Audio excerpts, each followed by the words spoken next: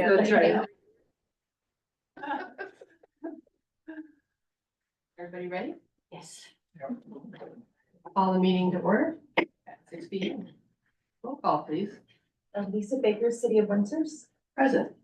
Olin Woods, County of Yolo. Present. Lulu Zane, City of Davis. Present. Frank Reyes, at large. Present. Maria Elena Sepulveda, at large. Present. Valerie Green, at large. Present. And City of Woodland is absent, and City of West Sacramento is vacant. And we have quorum. Thank you. Thank you very much. This is the time for comments from the public on matters that are not on the agenda, but within the purview of Yolo Transit. Comments will be limited to 2 minutes per person. Please identify yourself and the community in which you live before providing comments. I see no one in the live audience. Is there anyone online who'd like to speak on items not on the agenda? No public comment on that. Thank you very much. We close the public comment. We'll move on to consent calendar. Do I have anyone who wants to take the item off consent or give me a motion to move consent? I move consent. I have a motion to move consent. Do I have a second? I second. I have a motion and a second. Do I have any further discussion? All those in favor say aye. Aye. Opposed? Aye. Abstain? Ayes have it. Yes. Moving on to the regular calendar, short range transit plan, and this was definitely an interesting item, so we'll look forward to hearing this.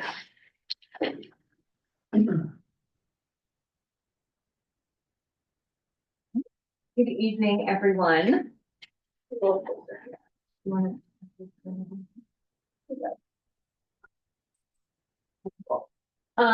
Good evening, everyone. I am YoloTD, Senior Planner here at YoloTD. I will be talking to you tonight about 2 different items. So the first one being the short range transit plan.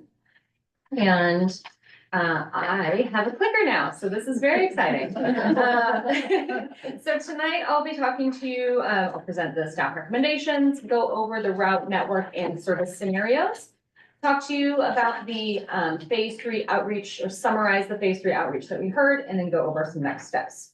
So our staff recommendation tonight is that you recommend that the YoloTD board approve the proposed SRTP network maps to reconfigure Yolo bus fixed routes to focus on frequency instead of coverage.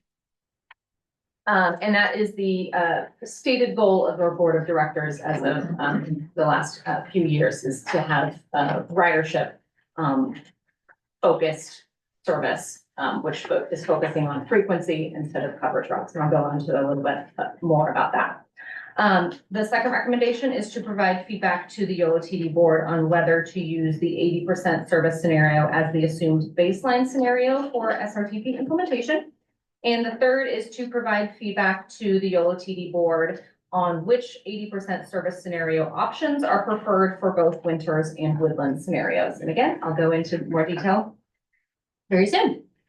So first I'll start with the route network and service scenarios. So I am happy to share, this is a draft of the proposed network map. It is very zoomed out, as you can imagine, because our county is quite large and we serve a lot of it.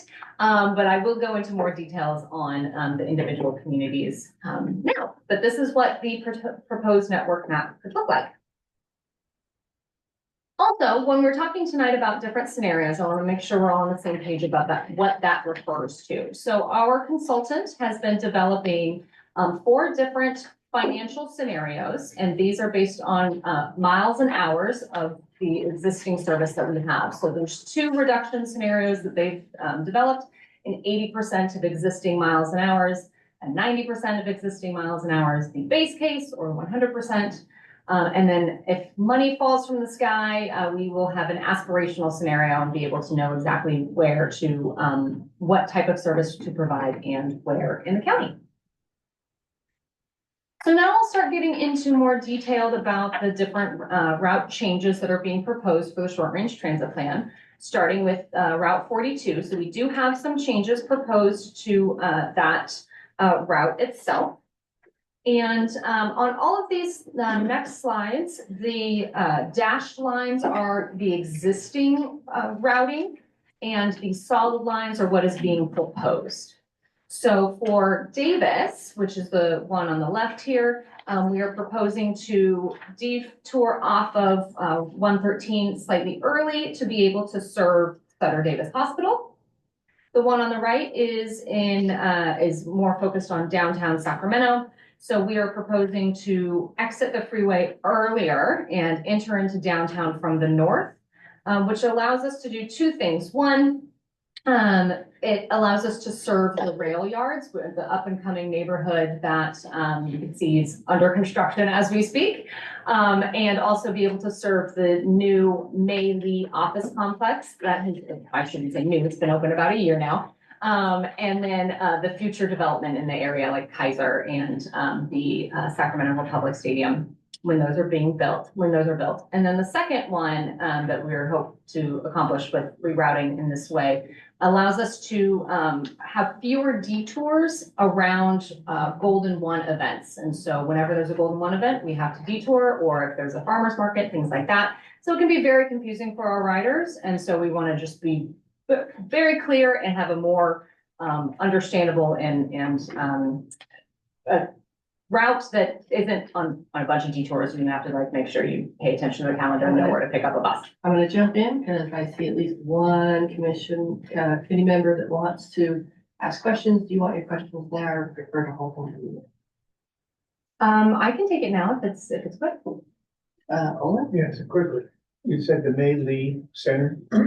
Office State complex. building on, not Richards, but, Seventh or fifth? Yeah, it is Richards. It's Richards and Seventh. Yeah, Okay. yeah, okay. Might be between A huge, yeah. it's a I huge think, yeah. building. it's huge. You know what they do there? It's a state office building, so I'm So not it's a sure which printing plant, departments, I'm not sure which departments are located there. Okay. Are there any other quick questions? Okay. Thank you. And then also we are proposing some routing changes here in Woodland. This would be because of our board of directors has approved us moving out of the County Fair Mall to serve as which currently serves as our main transfer point. And we are moving out of there and moving the main transfer point in Woodland to be on Main Street between 5th and 6th in front of the new county building. We would still be serving the County Fair Mall, but we just won't be our buses won't be going inside anymore. And so we would need to reroute our buses in order to accommodate that change. Then for West Sacramento, we are proposing to consolidate several of our routes into three of our routes into a new route, that Route 36, which would go north-south, but still serve the Bright Roderick neighborhoods and connect the neighborhoods to the north down to the River City High School in Southport.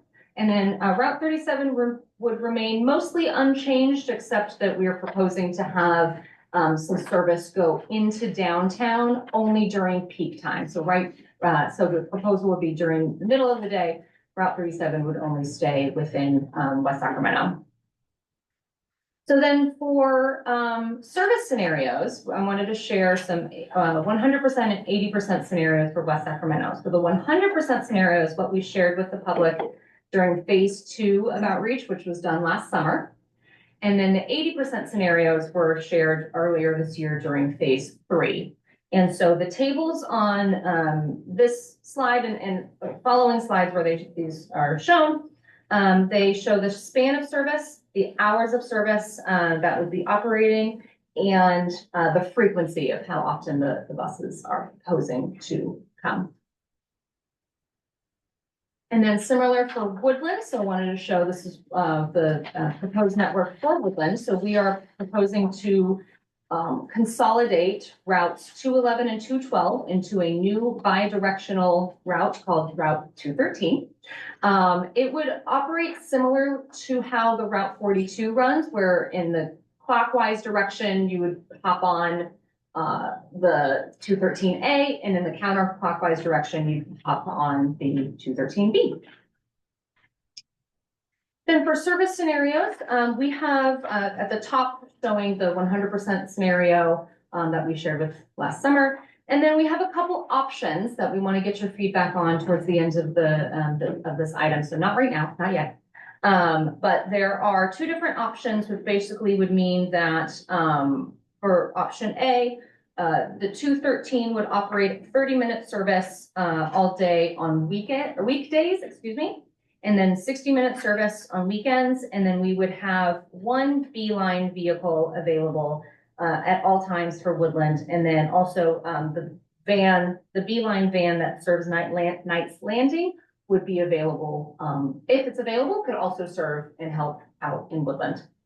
Option B would be reducing the frequency of the 213 to only 30-minute service during peak times and then hourly the rest of the day. But then that time and everything would be shifted to allow for two Beeline vehicles that would serve the city of Woodland all day, with support again from the Knights Landing van when available. And also not shown here is the Express Route 45. There's only one trip that we are that's currently running, excuse me, and that would be discontinued in both of the 80% scenarios shown here. Then for winters, we are proposing to bring back the Route 220 that was discontinued during at the beginning of COVID and is currently being served by Beeline. And so this is the route for it. And it looks slightly different from how it was back in the day, but basically would allow for winters is growing in the north of the city. There's more development happening. And so we are proposing to shift the roadways that it would run on in order to serve those more northerly neighborhoods. And then for the 180% scenarios, again, we do have a couple options. For 100% service, we are proposing 4 full round trips in one Beeline vehicle. That Beeline would only serve just internal trips to Winters. So Route 220 goes from Davis to Winters to Vacaville, and then you would have with the 100% scenario, just the Beeline vehicle that would serve only Winters and wouldn't leave the city limits. For 80% scenarios, we do have two options where the first one, option A, is Route 220 would have 3 full round trips. Again, that's from Davis to Winters to Vacaville. Or the second option is to have 2 full round trips of that Route 220, and then another 2 full round trips of Route 220C, which was what was offered previously. It's more of an express route that only runs between Davis and Winters. And so it's a much shorter trip.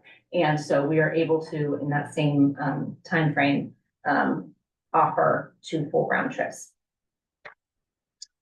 And then lastly, for Davis, here's the proposed network. I've shown you all the changes. The only change being the 42A, and then showing the express routes on here. Except for the 100% scenario, nothing would change really for Davis, except once the Yolo 80 project is in place, we would shift the 42A and B to 30-minute service all day and then weekdays, and then 60-minute service on the weekends. And express services would be unchanged, but in the 80% scenario, the 42A and B would still have 30-minute service all day, but the express services would be discontinued. So I also wanted to just share with you the summary of the outreach that we conducted earlier this year. It was requested by our board of directors. And there we go. So your staff report does include a lot more detail about what we heard at those meetings. So tonight I'll share some highlights. And for the Davis Transportation Commission, which we went to back in March, there were strong concerns about the discontinuation of express routes. And in Winters, we met with elected officials several times who were optimistic about the restoration of Route 220, but were concerned about not having Beeline in the 80% scenario. And then, City of Woodland staff that we met with back in February, were optimistic to see how ridership would increase over time. And, the West Sacramento Transportation Mobility and Infrastructure Commission in March noted, and wanted us to prioritize, River City High School service and, do a better job marketing how Yolo Bus is free for students. So next steps for us is we still have to develop an implementation plan, and there's a lot that goes into that. I'm not going to read all of this out. It's a lot of steps.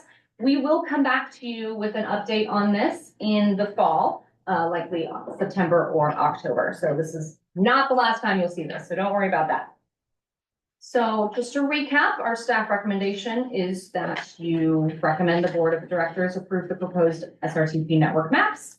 Provide feedback to the YoloTD board on whether to use the 80% service scenario as the assumed baseline scenario, and then to provide feedback to the YoloTD board on which 80% service options are preferred for both Winters and Woodland.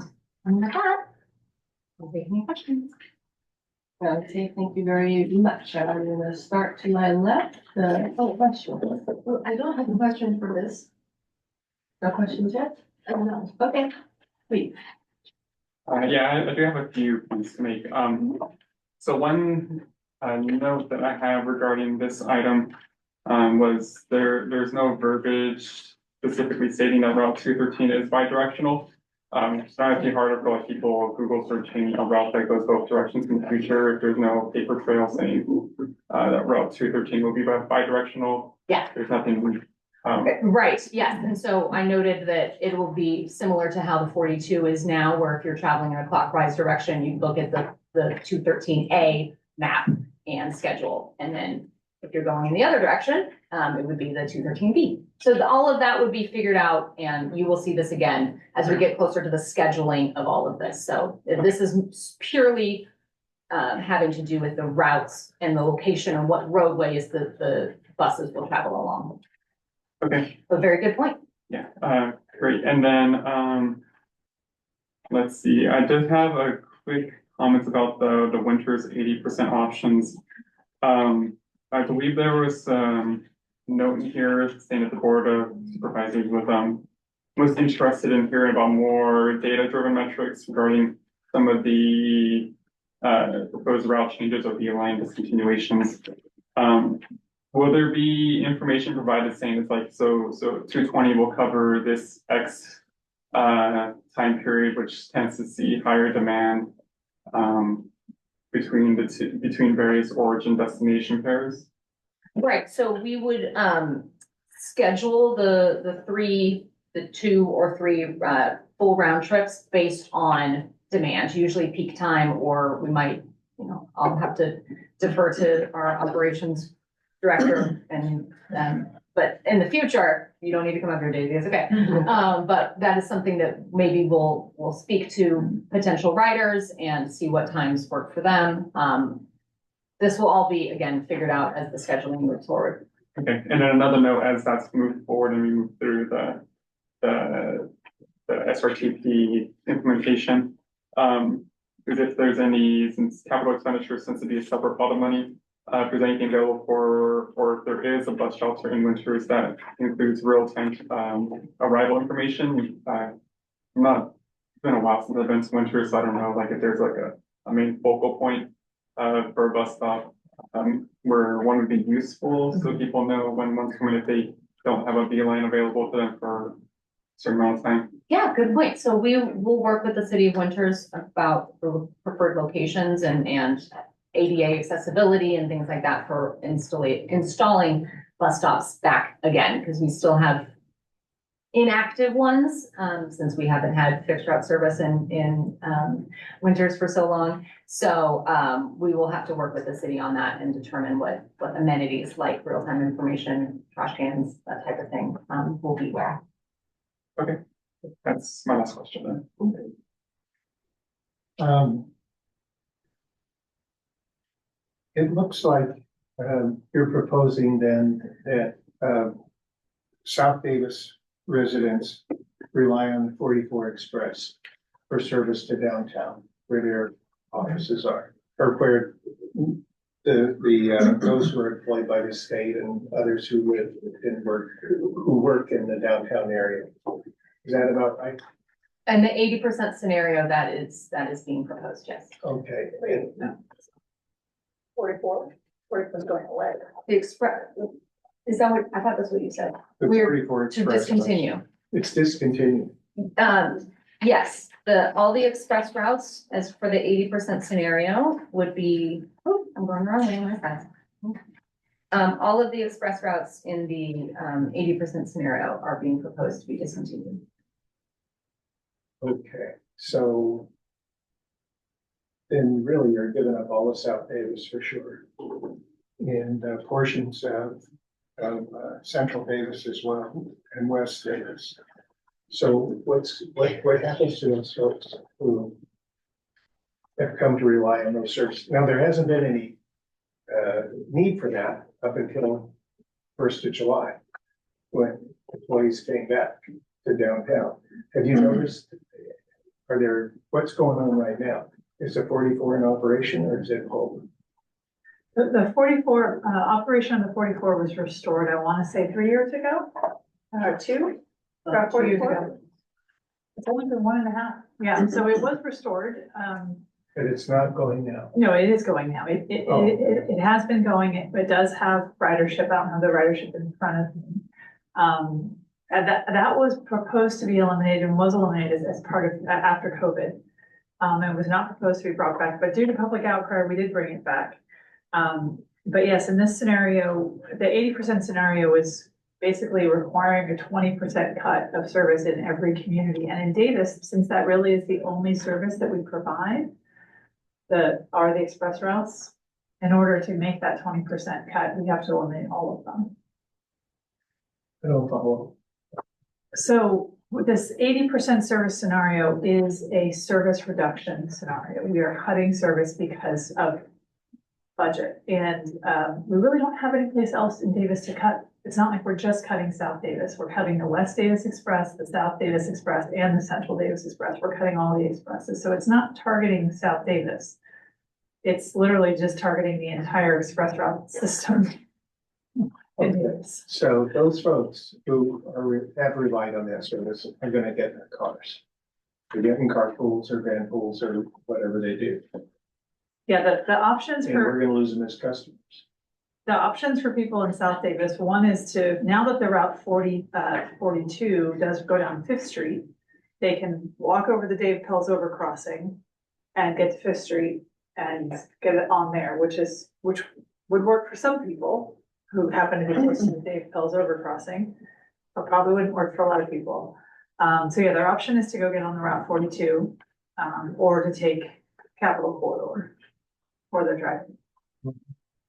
And just to jump in, we won't have the funding to be able to continue the express routes. That's why, the reason why we're needing to make these cuts is because the funding that we have a certain amount of funding this year. Next year, a good portion of that funding won't be available. So we're looking at these reductions across the entire system. And Autumn had mentioned that, yeah, we don't provide local fixed route service. Unitrans does. So, and then even the express routes are only 18 total trips across the three express routes. So that's all that, other than the 42, that represents the totality of service that we offer. So to make the financial cost reduction that we need to make and to do that equitably across all of our member agencies, the only way we can do that is by reducing or by eliminating the express routes. We don't want to do it, but the money won't be there to continue them. But you also won't get the income that you got. And Yeah, we know what those trade-offs are, but the income won't balance the cost reductions we need to make. Oh, you mind if Frank, yeah, I think he has a question. related to what you're saying. Just a quick question. Is that parking lot at, the corner of Mason 80, does that still exist next to Aikidas? Does not exist anymore? It does exist, we don't serve it. Okay. Well, they don't serve it directly, but is there a stop by Aikidas? I thought the There's a 42. stop. There is a stop on Mace in front of Aikidos, yes, but the park and ride lot that's behind Aikidos, we don't serve. Oh, I'm just saying, Our It's bus near. doesn't it's go in. near, Yeah. yeah, it's nearer than someone who would have to drive Yes, all the way to Sacramento. They could walk from the parking, that parking right to the. that's true. And put a pin in that, I'll come back to it, and everybody else. Okay, Anything else? all right, well, I'm a little bit surprised about how much service to Davis is gonna be lost. And disappointed. But you gotta do what you gotta do. Now, how about downtown? The new routes downtown with the 42, don't seem to serve a lot of the, they're minimal. They come down 10th Street, I think. Is that what I'm seeing? It'll be proposed to be on Seventh, 7th? and then once, Fifth is completed, it's currently being built, we could shift over to Fifth. You're making some folks, if I'm reading this correctly, have to walk quite a ways to get to the bus. They want to take the 42. Depends on their destination. Well, the old 42 used to really cover the whole area where most of the state employees work. And now doesn't seem like it is. Yeah, I would say while Janine's pulling that up, I would say you're right. It's because we're going kind of a more of a north-south route through downtown as opposed to an east-west. A lot of the development is kind of more east-west oriented, but that's also where we experience the greatest amount of detours due to the Golden One Center and closures on Capitol Mall, and frankly, traffic. So this is meant to reduce the amount that we rely on, that we have to detour those buses so that they're more reliable. And so that we're not having to constantly shift the pickup and drop off locations. All of L Street is closed when there's events at Golden One Center. And SAC-RT has pulled all their service off of J Street. and L Street as well. Close the road Completely. Yes. when there's a basketball game. Or Or graduation, or, yeah, anything. Any event there. any event there. And so SAC-RT has already done that. They've already pulled most of their buses out of that area for the same reason. It's not ideal, you're right, but there's not a lot of good options. Wow. Oh. Okay, so these things were done consciously. And state employees, organizations and whatnot had the opportunity to make input. Yes, and that's partially how we are able to come up with these routes by request of the people at the main office complex. We're also going farther south into downtown. There's a new office building state office building that opened up on P. And so we would be able to have a closer stop for them as well. Okay, So down to the state office workers are spreading out throughout downtown, and so we are too, to be able to serve them. okay. Yeah, they're a big customer base, so we need to keep that in mind. Okay, thank you. Okay. So I'm kind of on track with you and saying that some of these proposals are kind of, creating a disservice to some of our communities, right? And so when I'm thinking about West Sacramento and I'm thinking about all the changes that have come to the bus line of West Sacramento since I was taking that as a teenager. And so when we're looking specifically at Broderick and Bright, that's a pretty easy walk. They're not too far.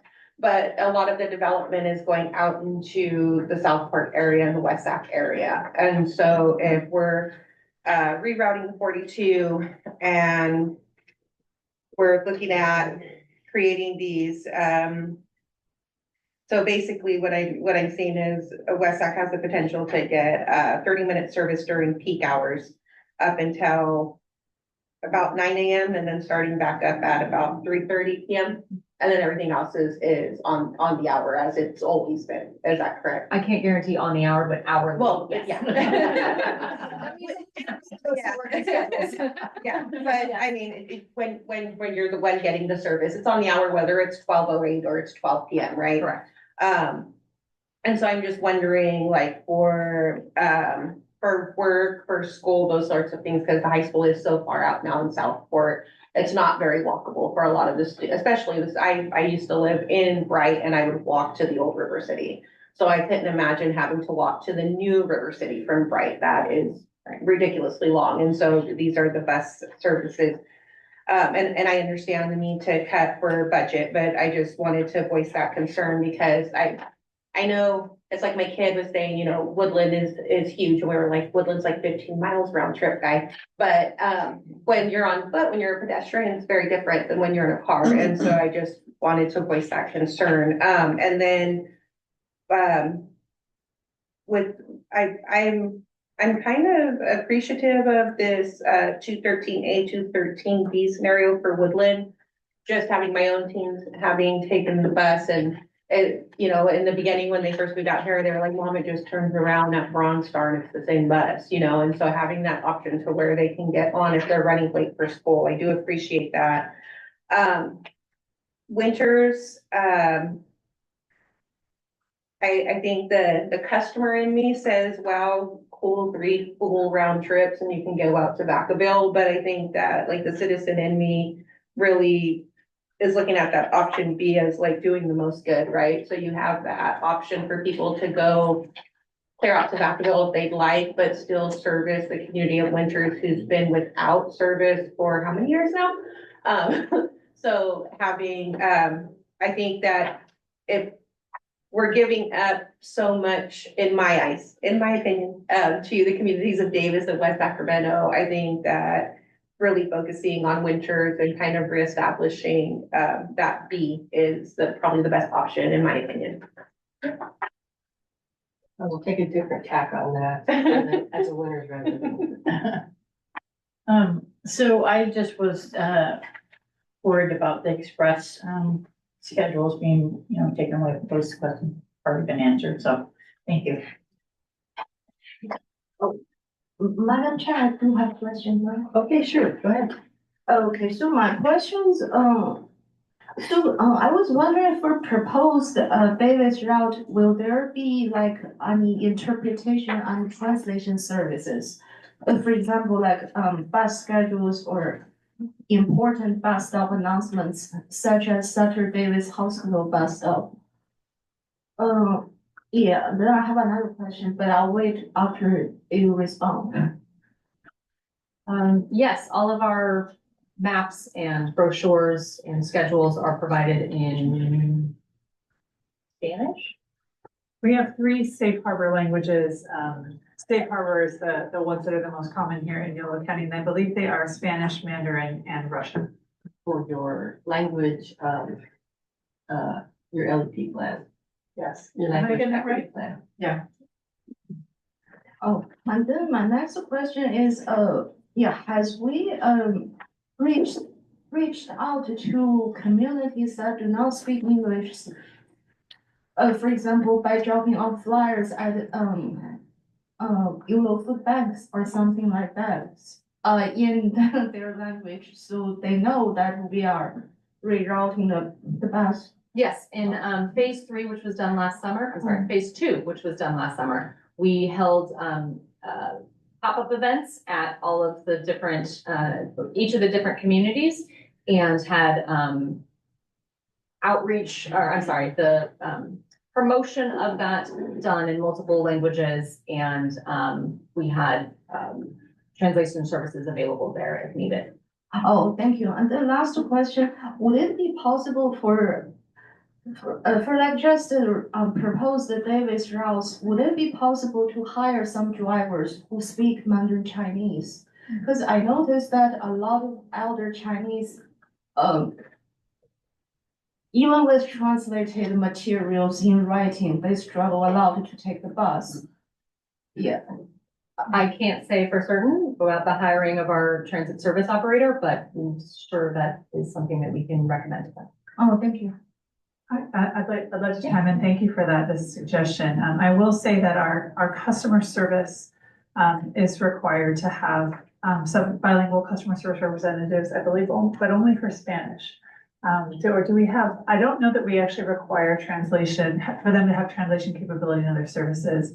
But that is something we could definitely look into. While it wouldn't necessarily be the drivers, at least if they're able to, make a phone call and find someone who's able to speak to them in their language. We just recently re-procured live over the phone translation for our. Okay, I'm gonna repeat that into the mic. We just recently re-procured live over the phone translation as part of our new transit operations contract. Or for customer service. Currently to the, it's not part of the contract, but. Okay, so it sounds like we are gonna actually have that capability going forward. That's great. Thank you. Thank you, Leo. Can I tack on something there? So what I'm hearing though is maybe there's a disconnect between, if they're on the bus and they need service and customer service, then maybe find some way that folks know when they get on the bus that they can also make a call, say from the bus, to get live translation if they need service. Just making the connection. Any questions? Okay, I have some.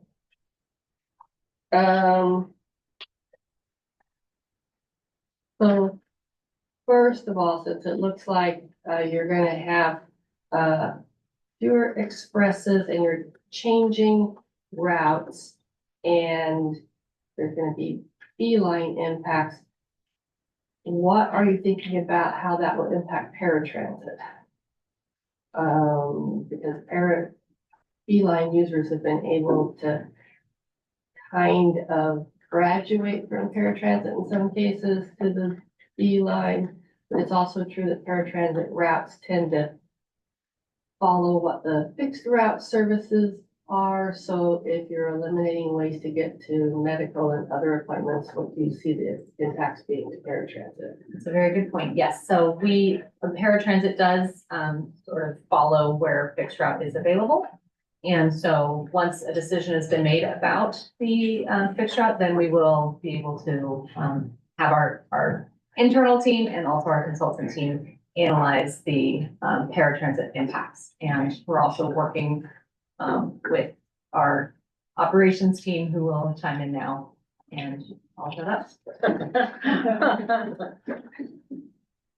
Alrighty, good evening, CDC members. I'm gonna hold up my little name tag. Donna Dazer, Mayor Director of Transit Operations. Yeah, so just stepping in right now to clarify, we do offer right now paratransit service pretty much wherever a beeline goes as well.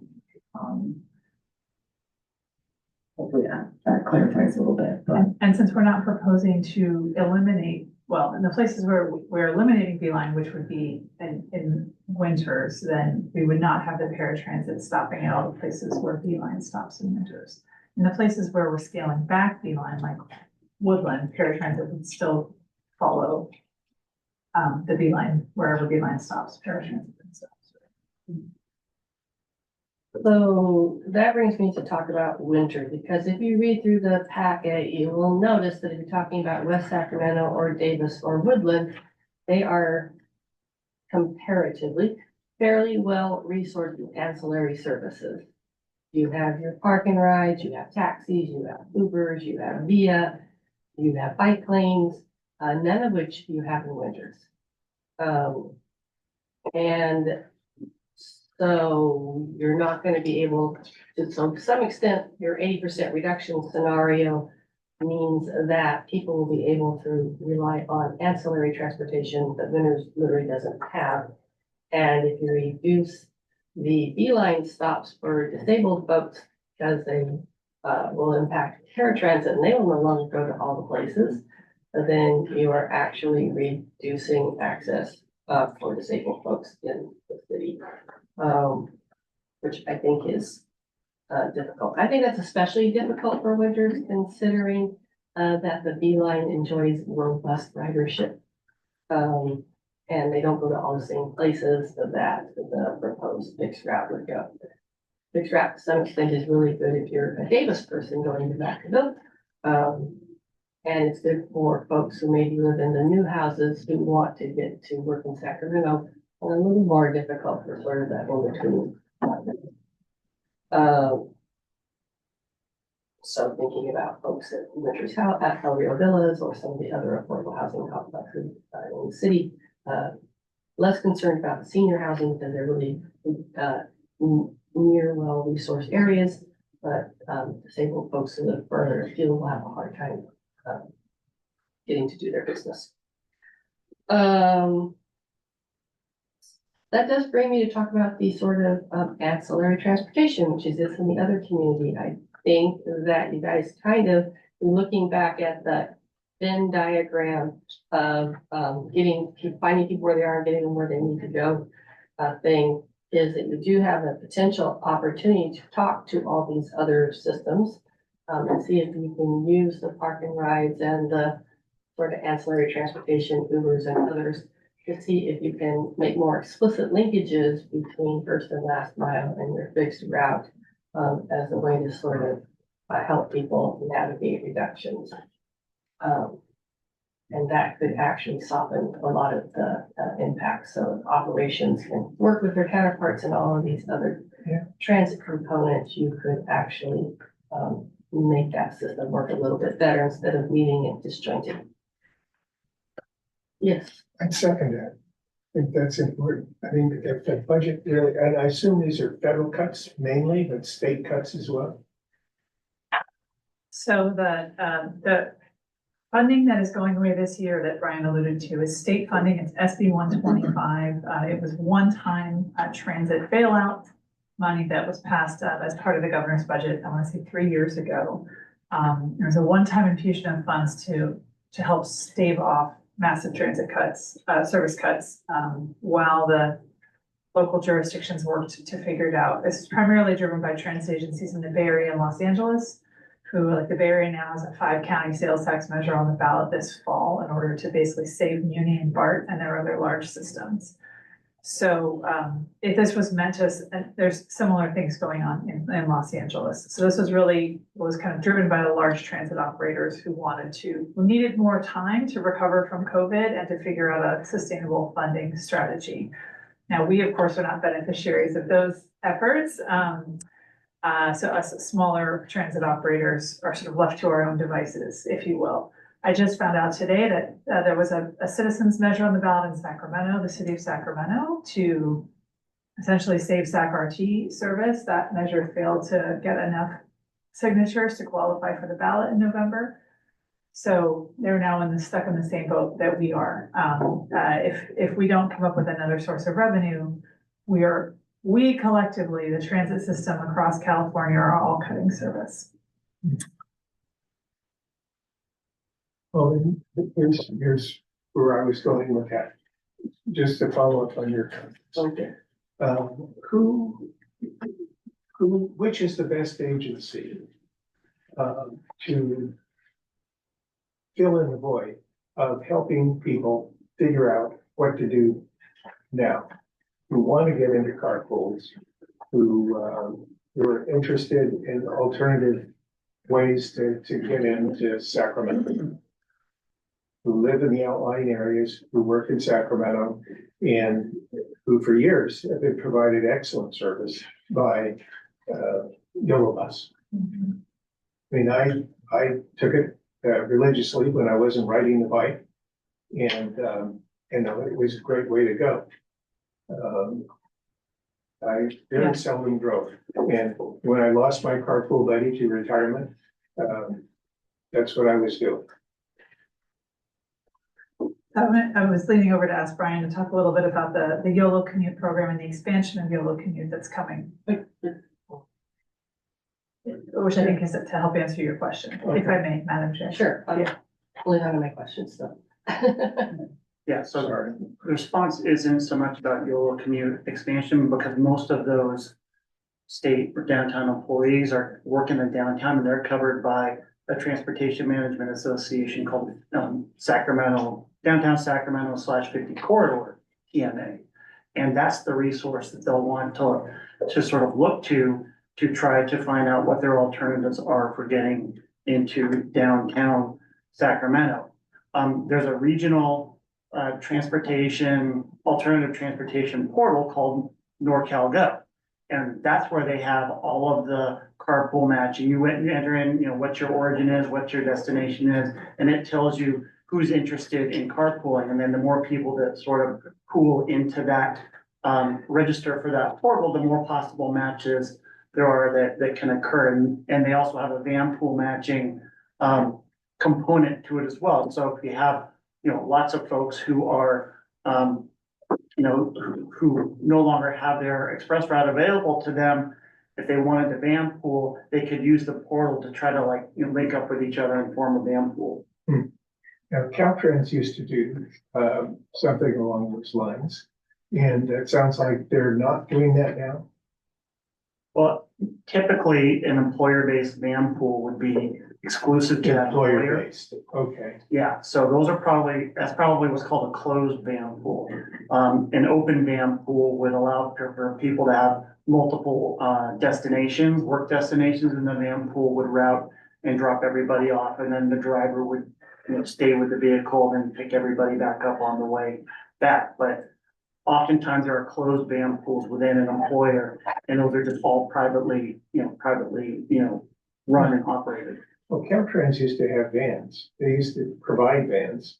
I mean, we all paid into it, but when we lived in El Dorado Hills and when I worked in the Bay Area, I was in a van pool. The van pool model now is most commonly through, a turnkey solution by, for example, Commute with Enterprise, and it's an all-inclusive price. And the van pool riders sort of pay into that, minus any, subsidy that their employer happens to offer.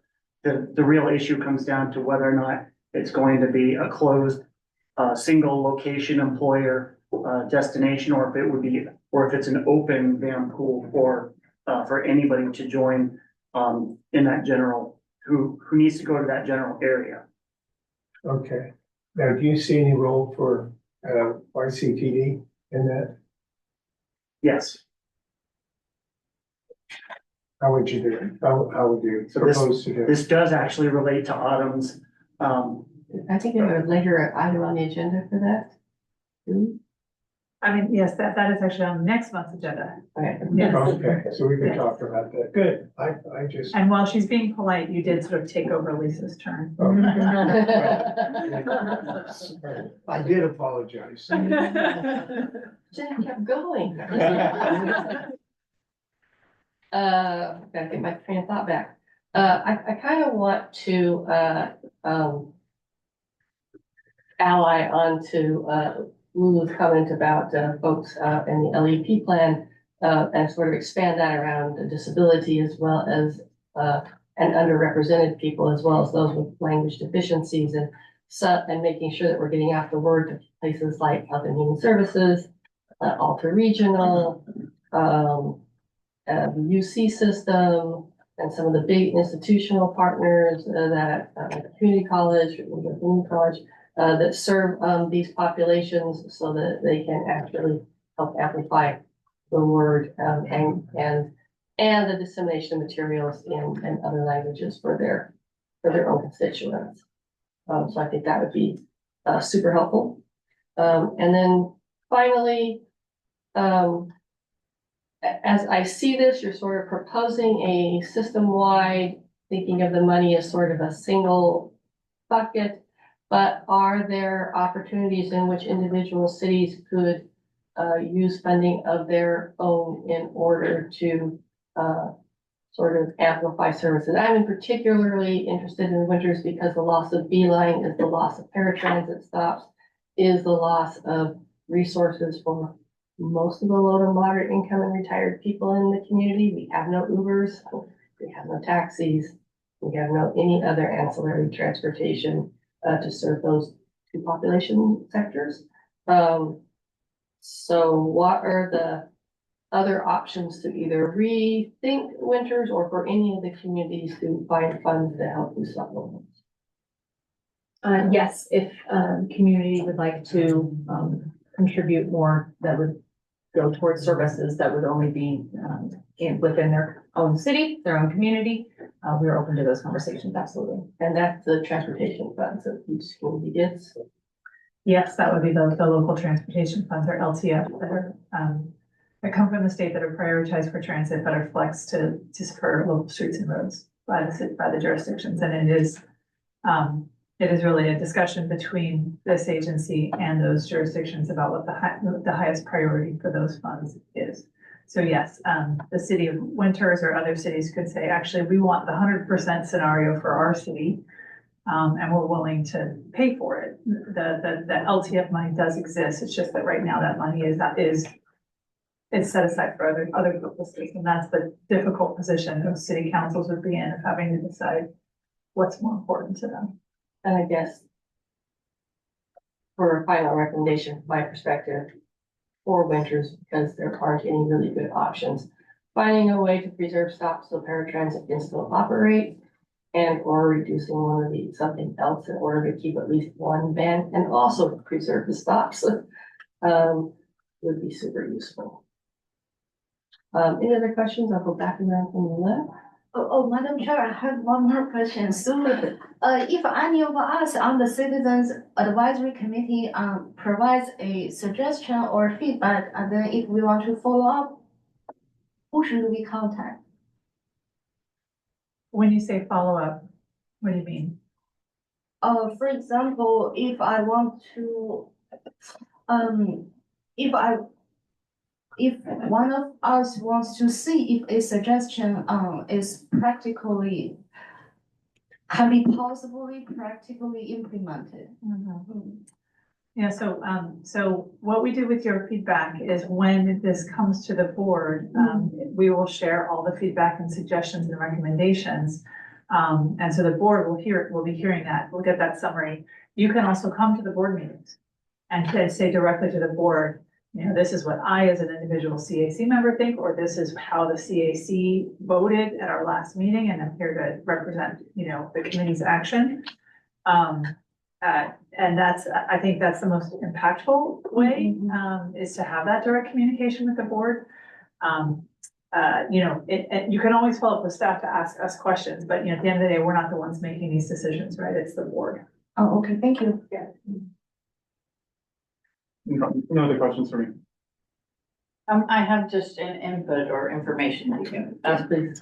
So, just for folks that don't know, there is a partnership, medical insurance, that gives free rides to their members, for medical appointments.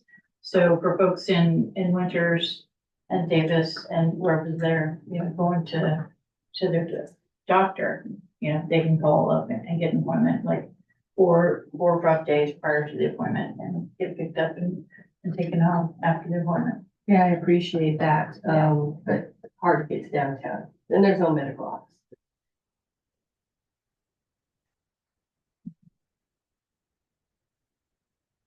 Before we make recommendation, is there anyone in the audience or online who would like to speak on this item? No public comment online. No public comment online, seeing that in the audience, what is the committee members' recommendation?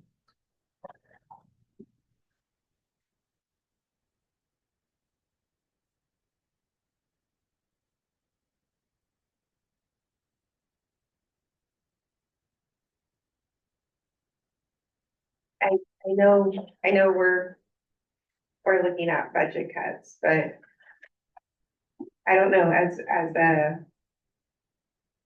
a resident of Woodland, like how hard would it be to swing that Knight's Landing van over to Winters instead?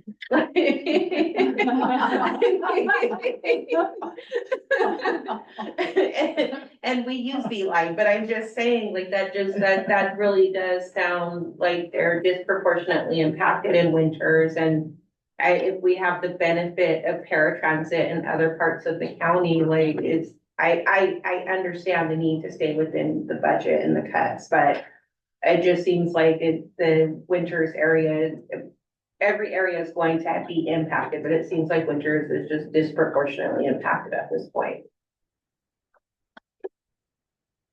But let's just try to break this down. You're only asking for one recommendation, which is the recommendation on the mapping.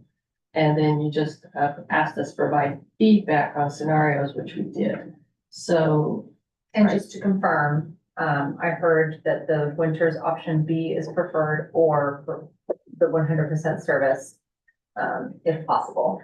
But I didn't hear, or some alternative C, or, which would have sort of more flexibility. okay, and then, but I didn't hear a preference on woodland.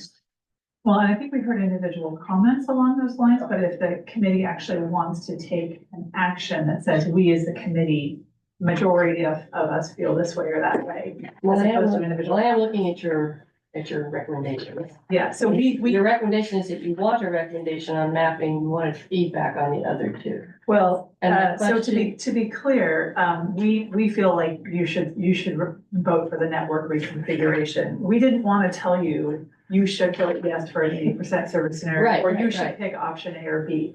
But this is an action item, so you can take any action you want. So if you all like option B, you can pick option B. If you all don't like option 80% scenario, you can say so. So this gives you the flexibility to do that, but we're not trying to prescribe one of those for you. Does that make sense? No. Because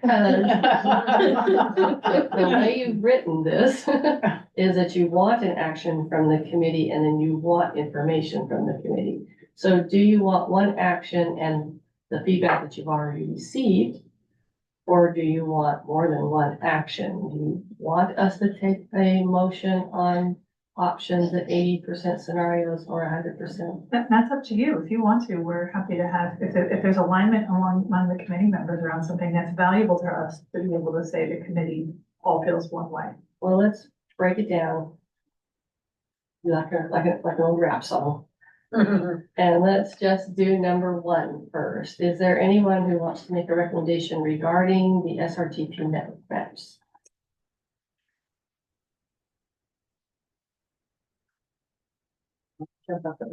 Can I motion to recommend? You may.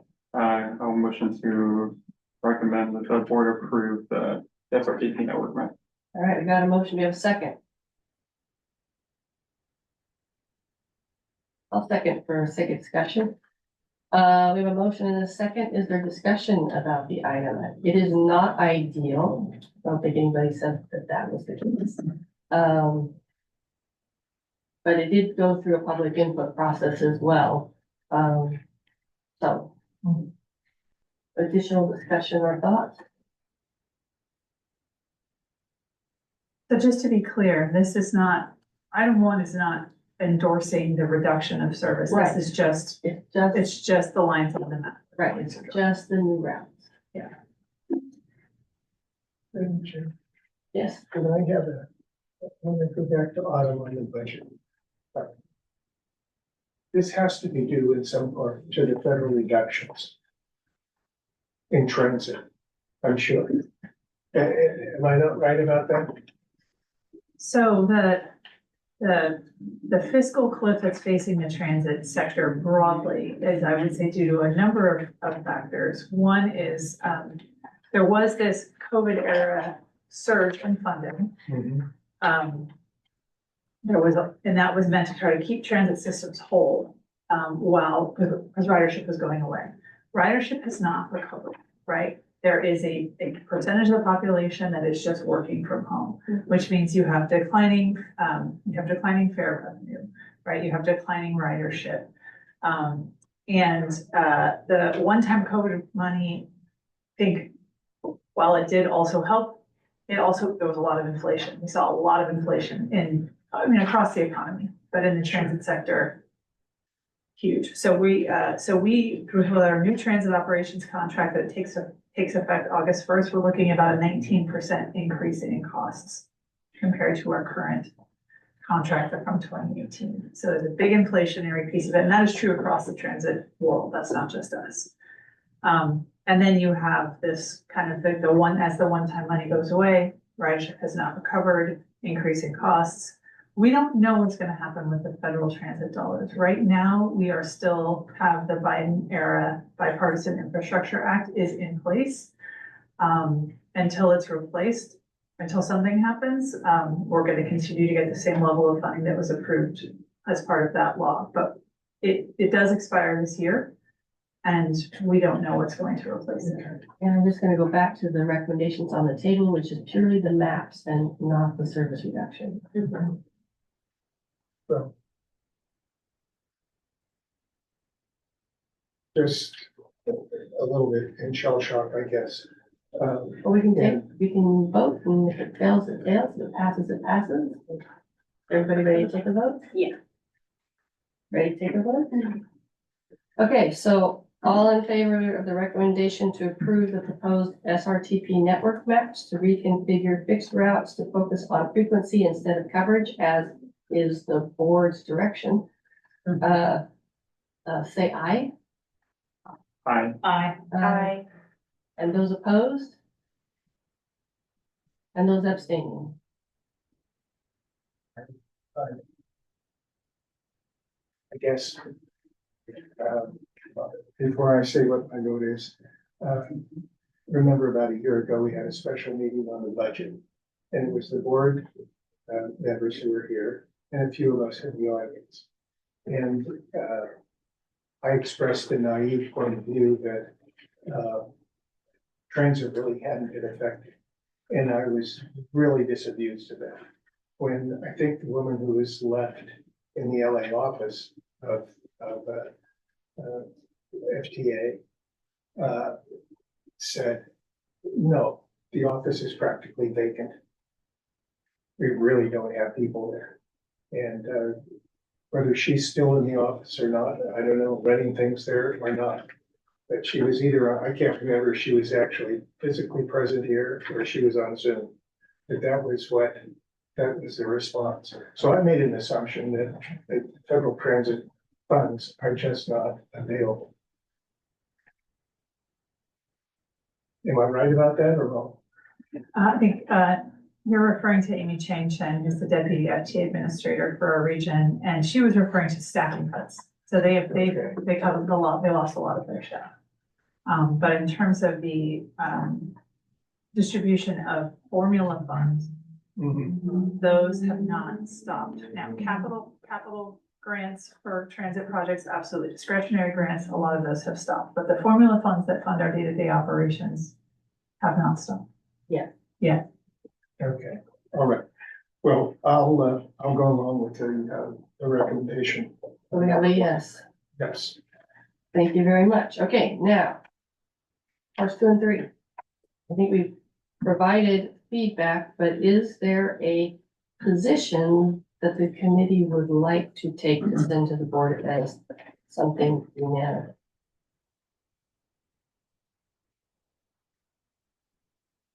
Would this be a motion to recommend an option or? Could be. You could recommend 100%, you could recommend 80, you could recommend 80 scenario A, 80 scenario B except for winters to figure something else out in the sea or some other flavor. We could do one at a time then if you want to start with Woodland.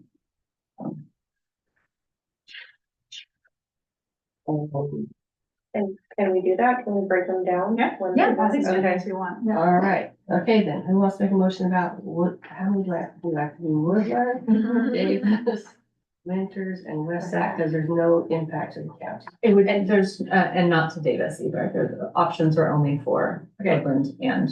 Woodland, West Sac, and Winters, all right. Woodland and Winters. Well, only For we the give you options of- A and B, but Yeah. you could say whatever you want, you can do whatever you want. Correct, yes. All right, well, let's just do Woodland first. All right, Kelly, do you have one? Yes, motion to prefer the 80% option A should 80% service best be pursued in Woodland. All right, do I have a second for that? I'll second that. Do I have a discussion about that? Seeing none, all those in favor of that option say aye. Aye. Aye. All right, that's your Woodland That was option A. option. Correct, option. Okay. Did we say we were doing West Sac? You want to? We don't have options to propose for West Sacramento, but if you have changes you'd like to share, Other sure, than the but- comments we made, 'cause I'm assuming you're Correct. still gonna get feedback. Yes. So no service for women except for what they get through 42. I'm sorry, say that again? Can you speak into your mic? It might be easier to hear. Sure. So there's no service to women except for what they would get through the 42 line? Is that what's being proposed? For Woodland? Right.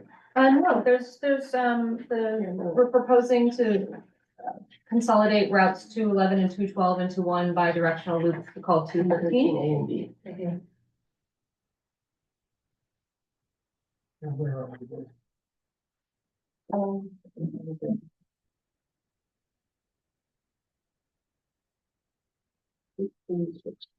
We're going existing, we're going proposed. Engineering, you could pull up the slideshow. I got it. Since there's For no. those who are looking along, it's number 30. Page 30.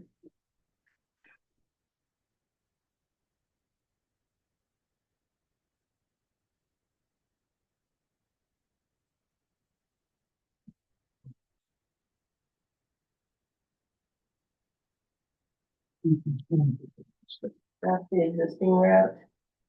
That's the proposed changing route.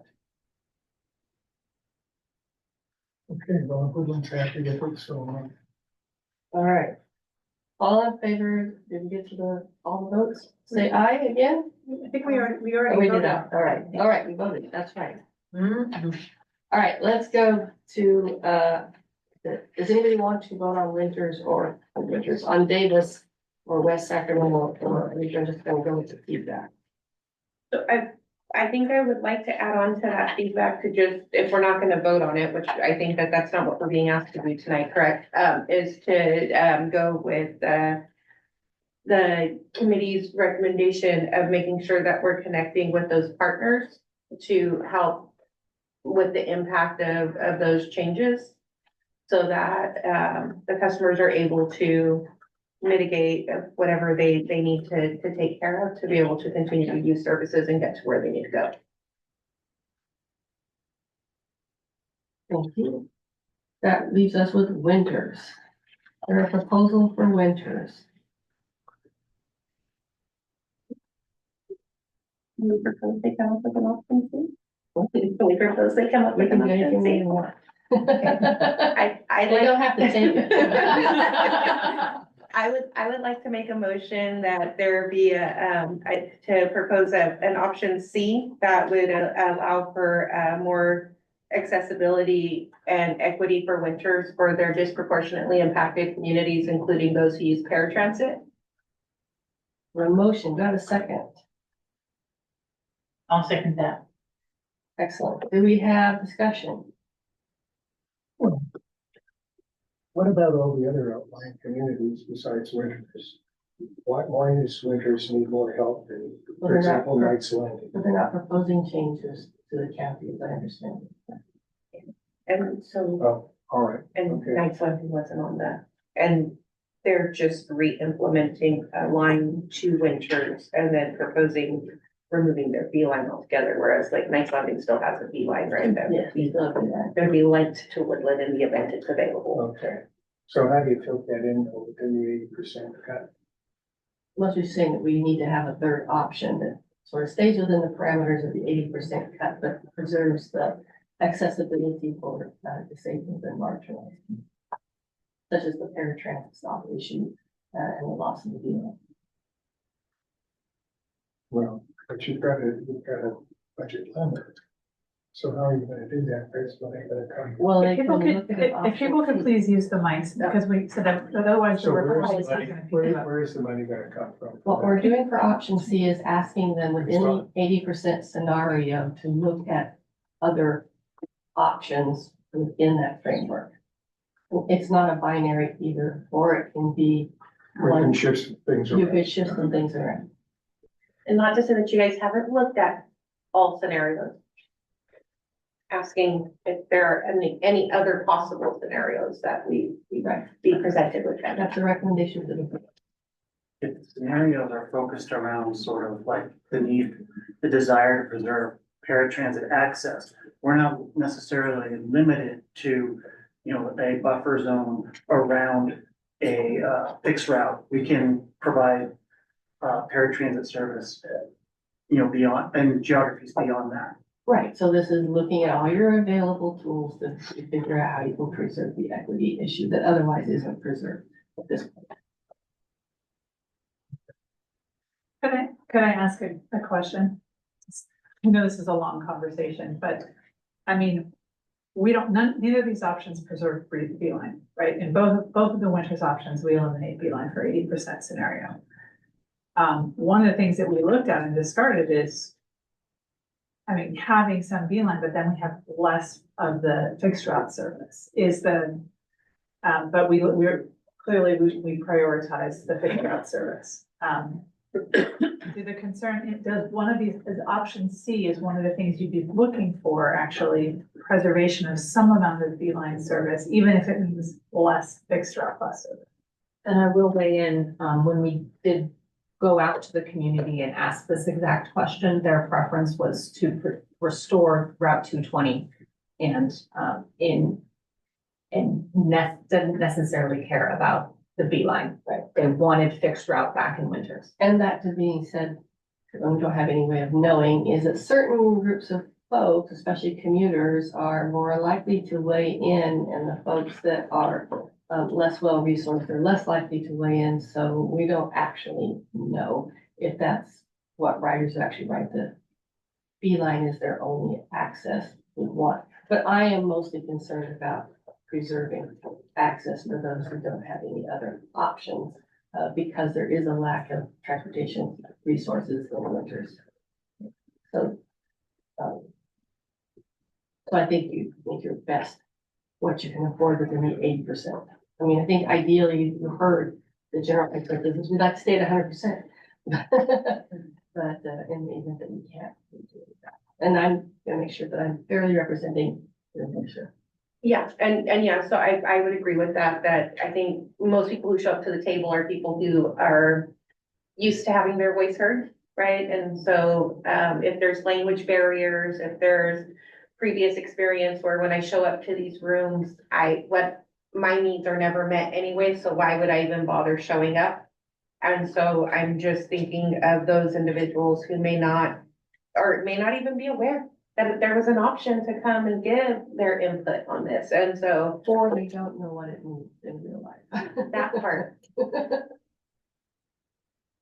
All right, with that discussion, all those in favor of that motion say aye. I, Aye. Those opposed? Hearing none, that passes. Congratulations, we finished that. One down, 2 to go. as frustrating as it may have been, guys, apologies. Hopefully. I really actually just want to thank the committee for that conversation. That was incredibly valuable. So thank you all so much for that. I know it takes time, but this is one of the things we really appreciate about you guys, is that you get into the weeds, and that's what we need. So thank you. Thank you very much. Okay, we are now going to do the 80 Express Lanes Equity Study. And before we get started, Autumn and I, and Frank is the vice chair, we're doing the agenda planning. And we did ask a little bit on timing to be sure if this was something that had to have its finger pulled today, or if we really want to be able to get into that equity in a bigger way, or make sure that we all have an equal access framework, what the opportunities are to take more than 1 meeting to do this. So I'm going to ask the director to weigh in. Yeah, so you did ask if this is something that you needed to take action today, or if there was an opportunity to have an initial conversation today and then bring this back to the committee. And what I told you is that ultimately it's the Capital Area Regional Tolling Authority Board is to be the ones who will be developing and approving a regional equity action plan. I think if that's the right term. So, and that is not happening in that.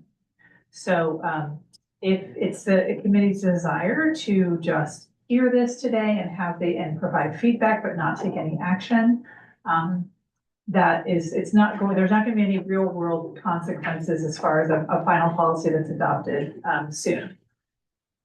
Thank you very much. And I just want to say, for some who've been on the committee for a while, I think Frank and Olin in particular, this isn't the first time we've talked about equity and CARTA and what it means, but for the rest of the committee members who are newer, you guys have not had that initial conversation and table setting. So just interested in hearing, first of all, if you're ready to take action or if you want to sort of get an overview and bring it back. Just how we'd like to proceed, because if we do take it all up in its entirety, it probably will be a very long conversation. Because it's complicated. So, what's the pleasure?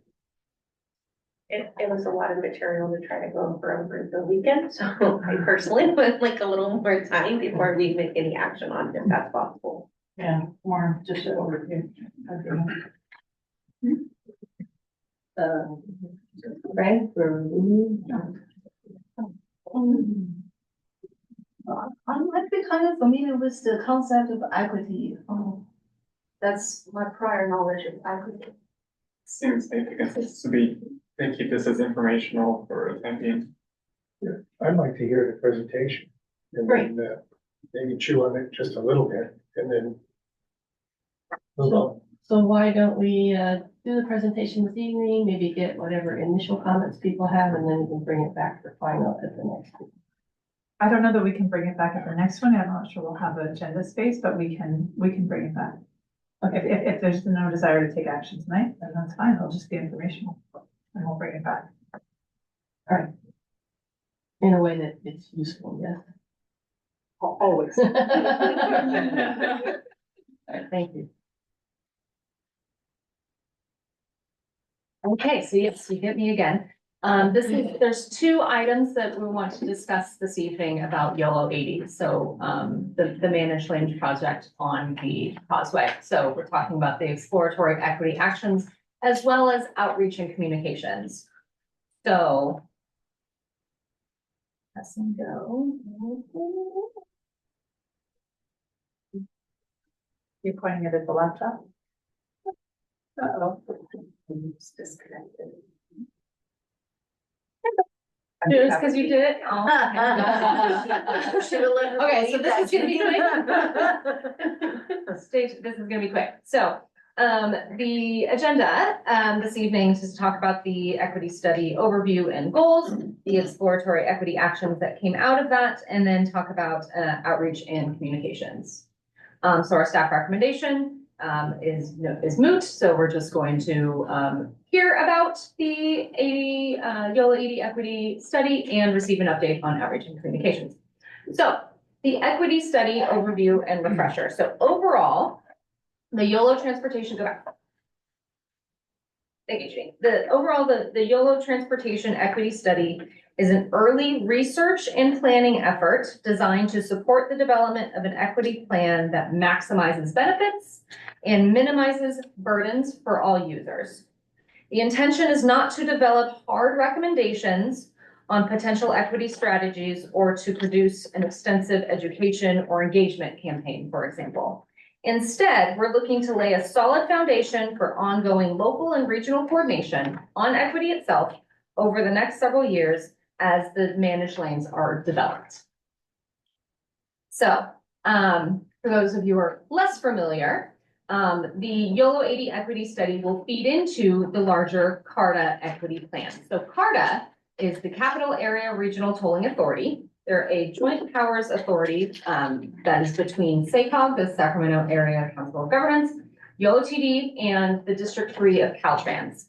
Two of our YoloTD board members serve on the CARTA board, and CARTA was developed to develop and operate toll facilities in the Sacramento region. So the equity study itself that we've been working on,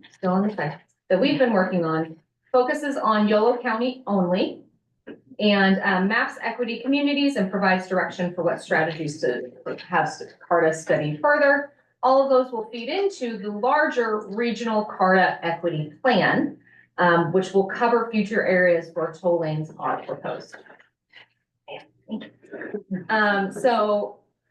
the elements of the overall study incorporated a literature review as well as some mapping analysis.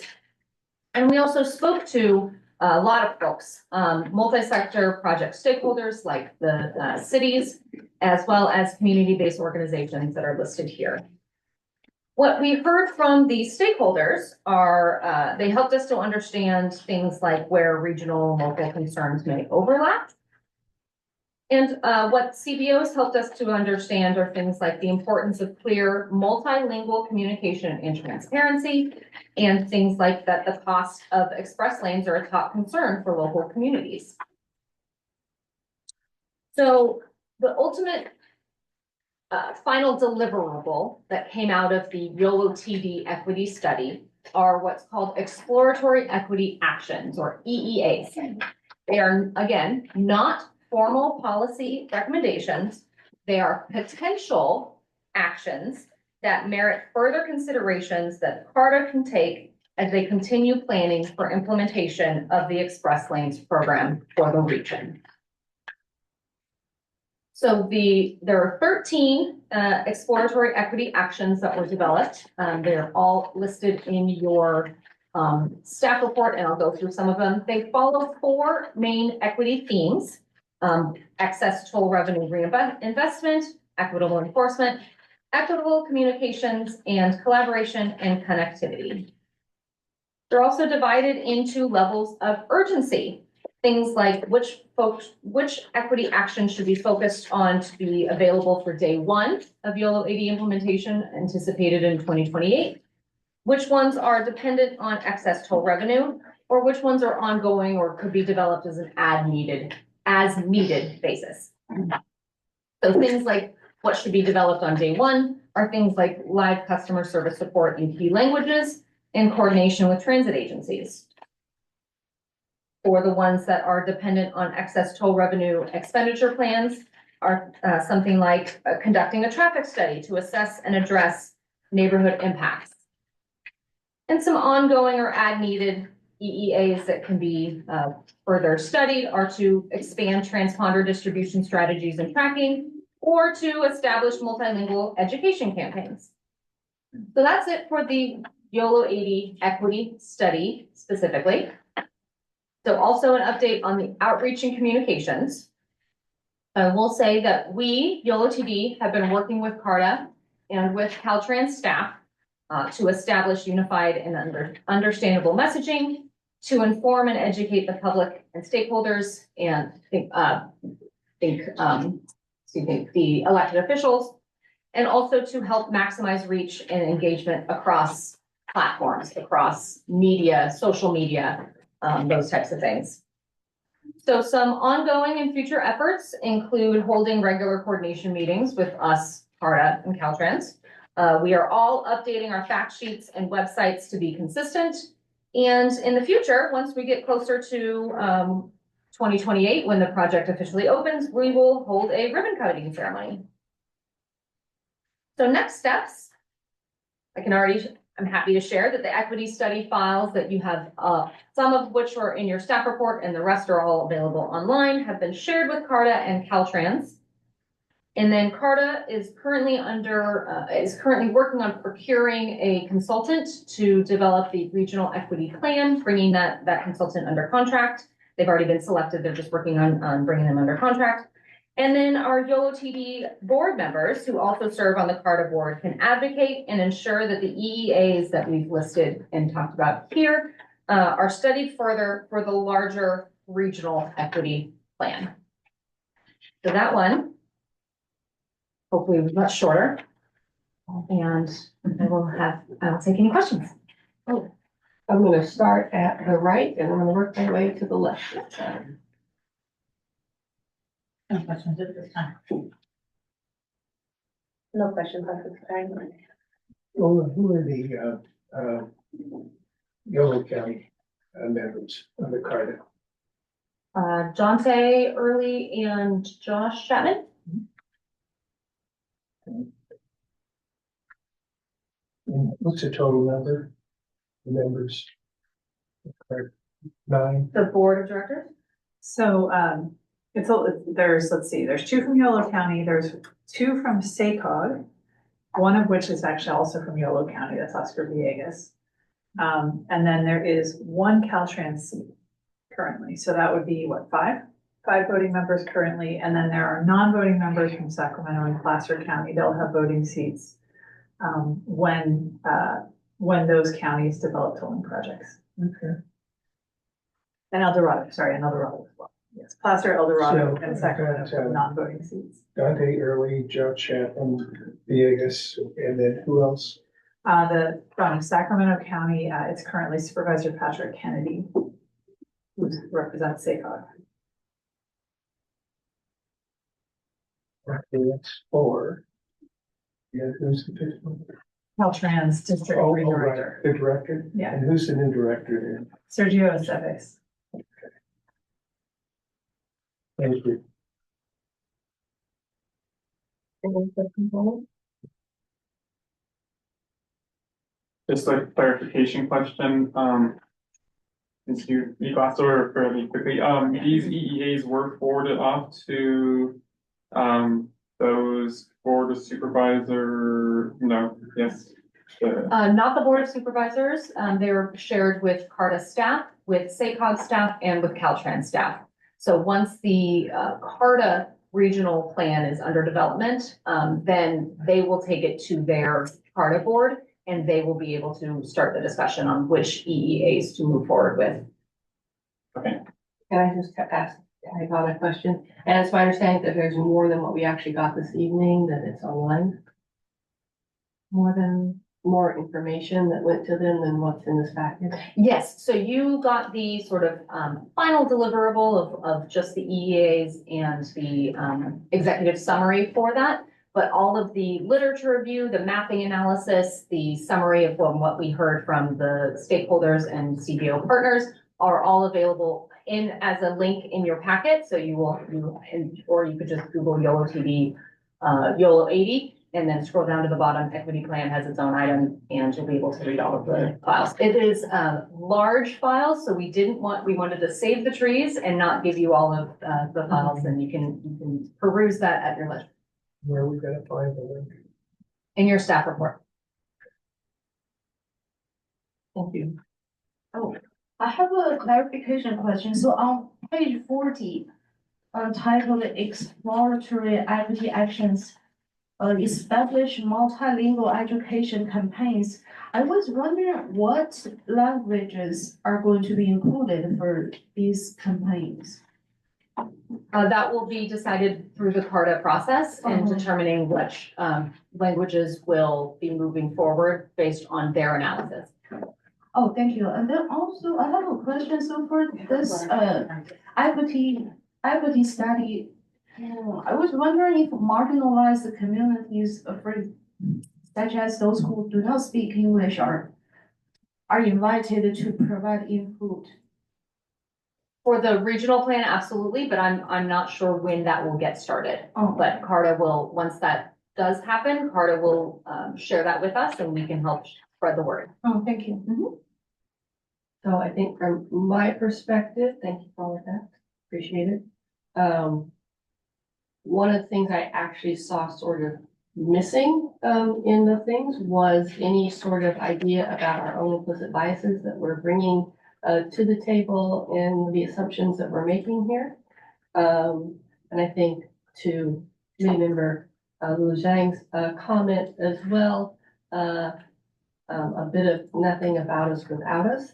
And whether or not there's an EEA equity theme around having some kind of actual voice on an ongoing basis for underrepresented populations that seem to be sort of missing as well.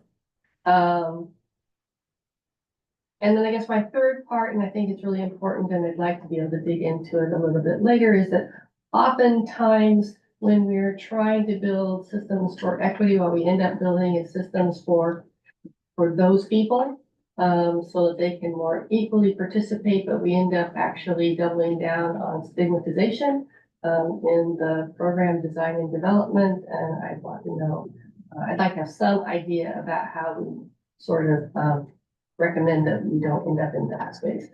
And I didn't see a good example of that in the literature. I'm going to like the wallet. So those were some of my initial things that I did not see, and I thought those were kind of complicated things.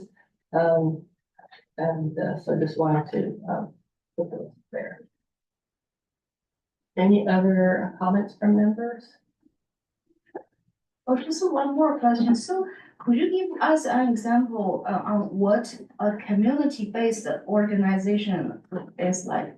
I can think of like Yolo Food Bank or Empower Yolo, something like that. Yeah, so we reached out to several community-based organizations, and the ones on slide 32 in your packet, so a few slides ahead of that are the list of who got back to us. We reached out to a lot of them, and some of them were unresponsive or unable to participate due to staffing or timing. But we spoke with Yolo County Housing Authority, New Hope CDC, Yolo County Children's Alliance, Fourth and Hope Facility, and Rancho Yolo Community Association. Oh, so this list is the community-based organizations that were able to respond. Correct. Oh, For the development of our specific plan, but for the larger, again, CARTA regional plan, I'm sure they will have their own list that they will reach out to, and to get a broader base and understanding from other community-based organizations. Oh, thank you. So if I could weigh in on that, I'm not quite sure who represented New Hope CDC. New Hope CDC is a fully owned subsidiary of Yolo County Housing. So I'm curious as to, and the staff is the same.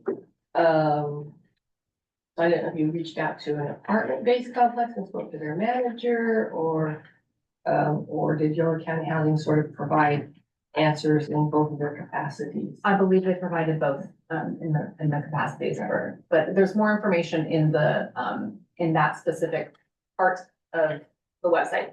You can read more about it. Sure. So my only point to that would be if you're trying to get what it would mean for sort of apartment-based folks, you might want to reach out to someone like New Harmony, for example, which is fact neutral housing, or some of the other large, like or Catholic it's a Catholic housing group that Mercy. Mercy, who's often a partner of the housing authority, but they are a separate independent, to sort of get that sort of independent affordable housing idea separate from the housing authority, which is an institutional player. That would be my recommendation. We'll pass that along to CARTA.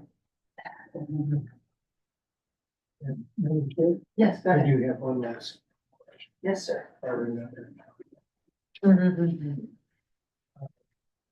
What's the timeline for the project being complete? For the equity study, that is complete. No, the project, The the Yolo fiscal- 80, the fiscal project, ribbon cutting and all.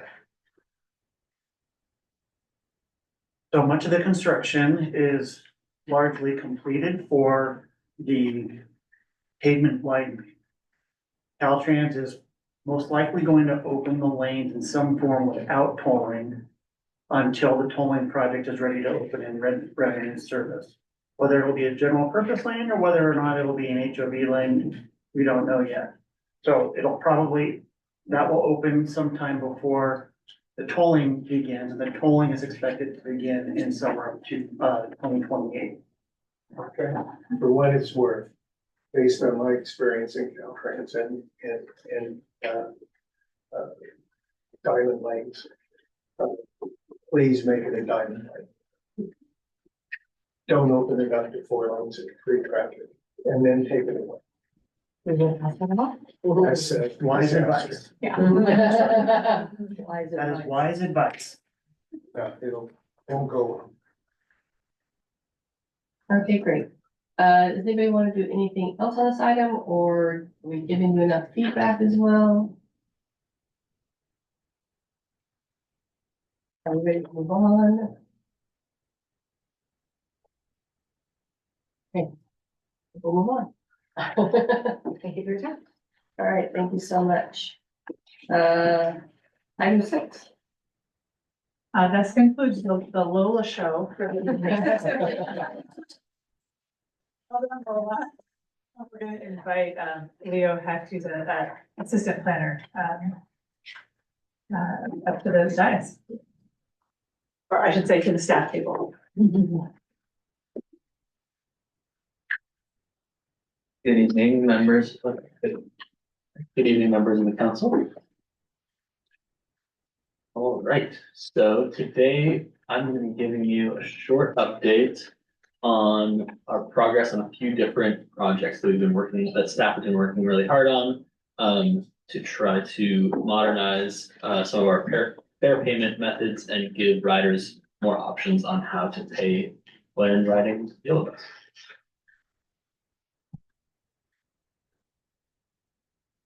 So there are two primary projects that I'm going to be talking about today, and they are distinct but kind of converge at a certain point. And so those two projects are the Transit Connect app and tap to pay devices. The Transit Connect, well, I'll just say phase one of the Transit Connect app already launched in February of this year, so it's live and riders are already using it to pay their fare on our buses. Tap to pay devices.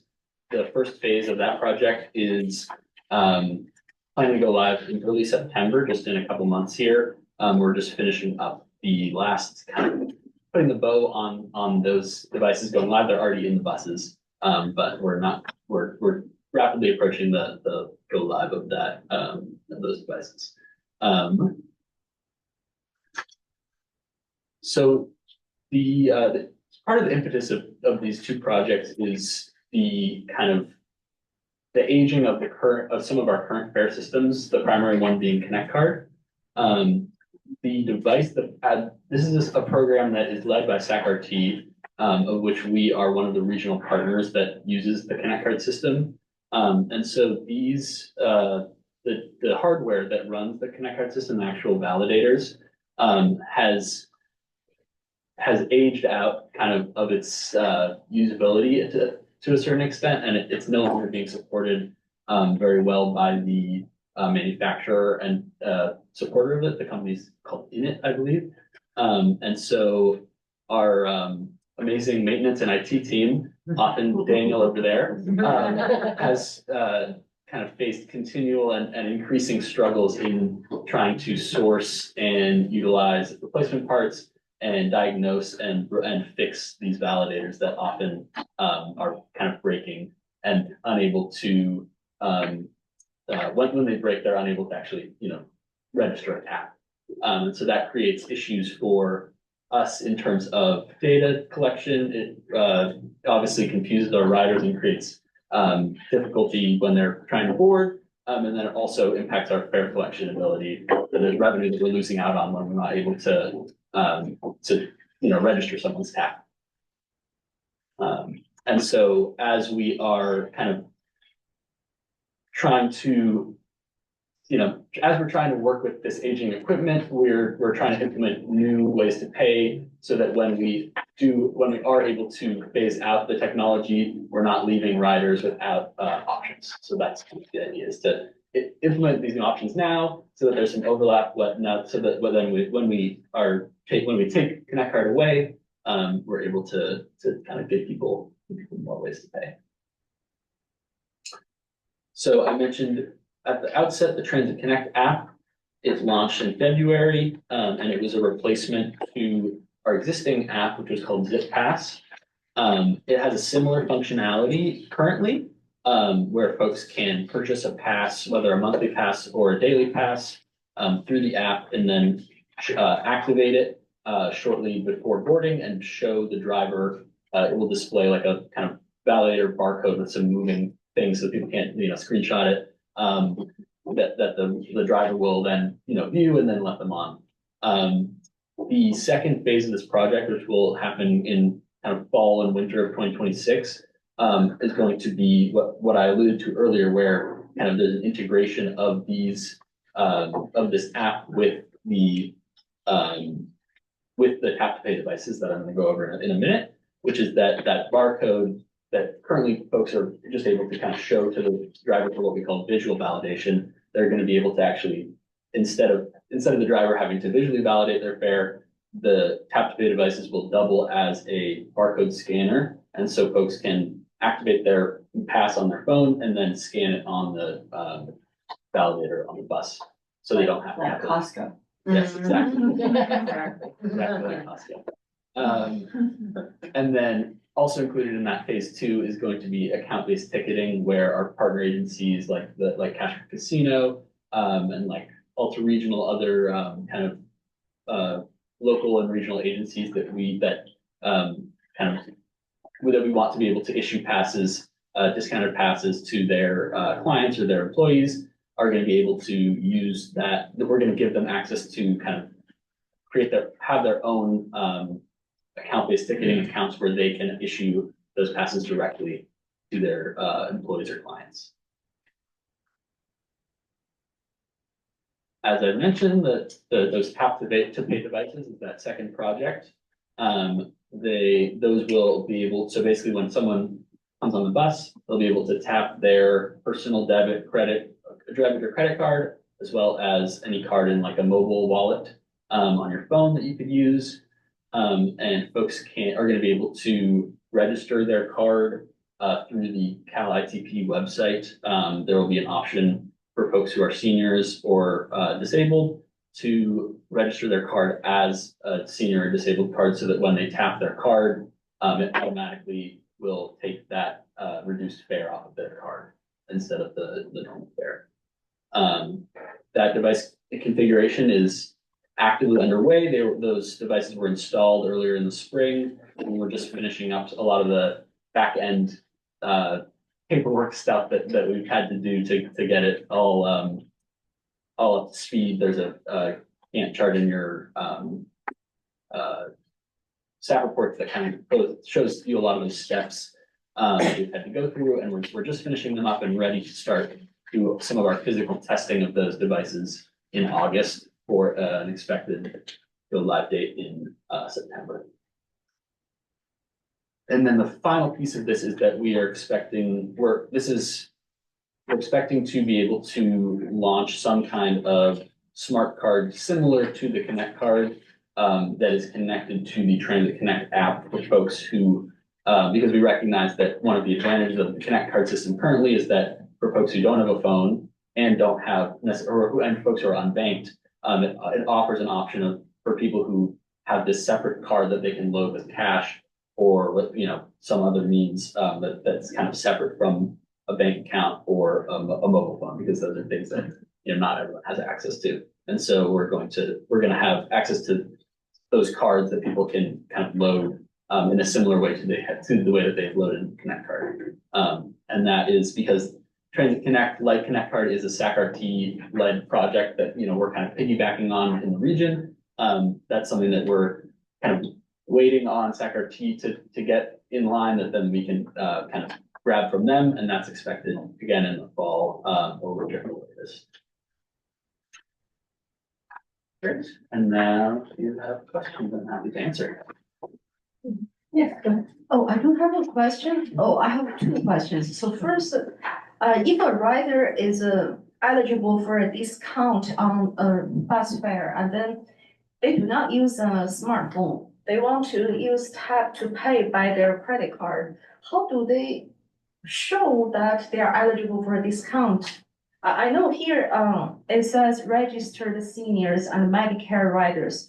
Could you elaborate on Yeah. what? Yeah. Yes. So when we launch in September, along with that launch, there will be a web page that goes live that we will promote as part of the promotion for the Tap to Pay going live. That will basically, folks can go through the web page and put in their card details and a few other. Basically, it's like an identity verification portal.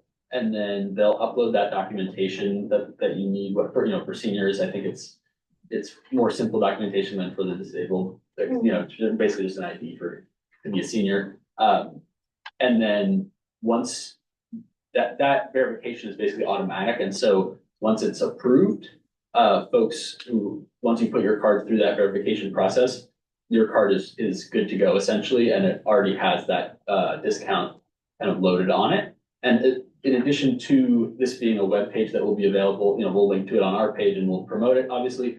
We will also have access to it in our customer service counter. And so folks will be able to come to our office in person and have a customer service representative walk them through the registration process and do it for them, because it's online, not everyone's, especially folks who are gonna be, seniors or disabled who are applying for these discounts. We recognize those folks aren't always the most, tech savvy or wanting to use those web pages. So would the senior riders have the option to, for example, pay by cash or tap by their credit card and then just show the driver their previously valid Connect card as evidence that they are eligible? Great question. So for those folks who are seniors or disabled, they won't be able to use their credit card and get that discounted rate, even if they show like a valid form of payment, because essentially that reader, that tap to pay reader, is looking for that discount on their credit card. So if they wanted to pay cash, then absolutely they would get the discount. So if they were to show their Medicare card, or if they're a senior and they have like their California like ID or any form of ID that says that they meet our senior limit, if they're paying cash, then they can get the discount. But unfortunately with the tap to pay, unless they register that card, like their credit card, they won't be able to get the discount. Now, like what Leo was mentioning earlier with those physical cards that won't necessarily be tied to a bank account, that card they can also register with the site, and then they can use that and tap that if they don't want to use like their credit card or a bank card or anything like that. Oh, thank you. Last question, is this our senior planner Lola? Yes, she continues to make guest appearances. I also do want to add an extra point in regards to that section. So we do recognize that this is a complicated system. It's not something that we're just gonna throw out into the world and be like, hey, everybody figure it out. I do remember when Connect Card first rolled out, we did a lot of outreach. We were actually even at like the county fair and like set up a whole booth, and then we had computers and laptops, and we encouraged folks to kind of come visit us. And we literally set them up with a Connect Card live in that moment. And so that's something that I will be planning on doing with my team once this fully gets rolled out, is actually setting up. I believe we also did this in Winters too. We actually went to like the senior center and like took their pictures, got them registered, and then brought them back their card. So that way they were able to get access to this the new Connect Card system. And so that was one of the things that I really enjoyed doing when Connect Card came out. And so taking that same experience and applying it again through this new like tap to pay system. Because again, recognizing that not everybody's gonna be able to come to the office. I mean, we just have discussions where folks might, have situations where they may not be able to get to certain places. And so working with those local partners, setting up that, those meeting dates and being like, hey, we'll come to you, we'll help, your whether clients, whoever it is, and set them up. One thing, if I could just add one thing really quick. One of the bright spots about Cal ITP and that this system we're doing it as part of a statewide system is that once people have registered their card in that statewide system, they will get that discount anywhere they use transit in California. So if they go to the Bay Area, if they get on BART, if they're using SAC-RT or Placer or any other systems, that card will already be, their debit card or credit card will already be registered with the state. So look at that discount wherever they go. Thank you. I also remember when Connect Card first rolled out, we did a big thing in West Sacramento, I think it was, with both SAC-RT and Yolo bus. And we had a lot of electeds and appointeds there who got a chance to sort of play with the system at the time it went live, and that was a good way for a lot of folks to be boosters for that. So I'm just throwing that out if you want to do that, because I think that helped make that rollout smooth. And they got a chance to use it themselves and take a little bus ride. And get a nice photo op. And then everybody got a nice photo op, especially you guys. Will this work on Capital Corridor then, and so on Unitrans? I believe the Capital Corridor already has tap to pay devices enabled. And Unitrans, I do not think Currently, right now, they are working with, Masabi, which is the software company that operates the Transit Connect app. Unitrans is a little bit more complicated because they have that partnership with the university, and so UC Davis is very strict on what they agree to with some of these contracts, and so, poor Jeff Flynn, the general manager at Unitrans, has to jump through a lot of hoops just to kind of help get these programs over. Sure. I don't want to speak for them, but as far as I know, they are working on getting at least the app version of this. I don't know if they're gonna get the readers, but we do have a meeting with them on Wednesday, so we can definitely ask. And I'm gonna go back to Frank. So once you get the card, you can use it on Capital Corridor. Yes, yeah, but we're gonna go back to Frank now. Oh, sorry. That's okay. Yes, just had a quick question, since you mentioned the capital corridor capital pay system. Can you clarify how transfers would work? So, now things like capital corridor, they do provide transfers at the respective stations, Sacramento and Davis, so I see posted. Well, since, Cal ITP is kind of the lead group for this, so they, making sure that these transfers are still valid? That is a good question. I know right now some of them use like a paper ticket and we do, they usually drop those in the GFR boxes. But that is definitely, something we should write down and kind of double check. I don't know if maybe they might want to stick to the paper method. Because unfortunately with transfers, it can get a little complicated as far as like who owes who money. But that is definitely something that's good feedback that we can take back and double check.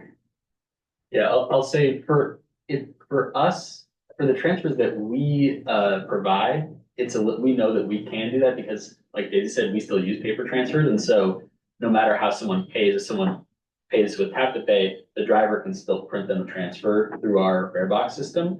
And so we will still be able to, provide transfers no matter how someone pays.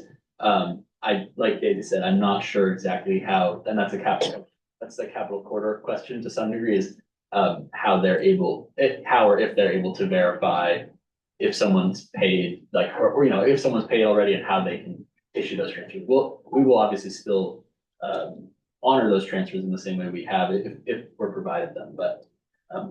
So the internet believes that if you use the same card to tap from Capital Corridor onto Yolo bus or vice versa, it will recognize the card and automatically apply the transfer.